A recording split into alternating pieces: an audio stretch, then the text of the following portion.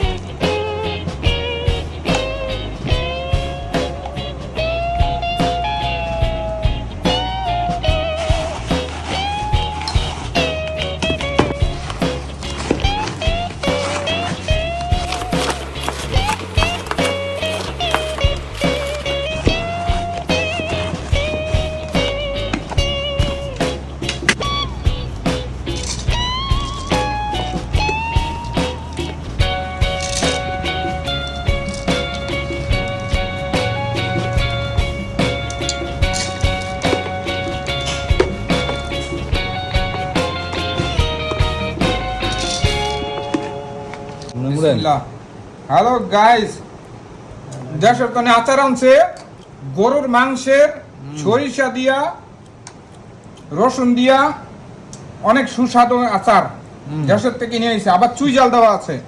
চুইজাল কয়জনে চিনেন আপনারা কমেন্ট করে জানাবেন কে কে চিনেন চুইজাল।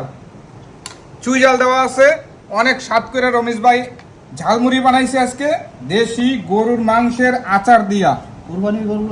কোরবানির গরুর গোস্ত অনেক স্বাদ।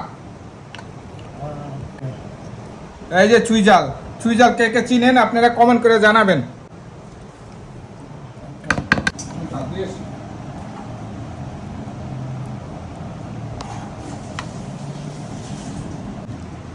বিসমিল্লাহ।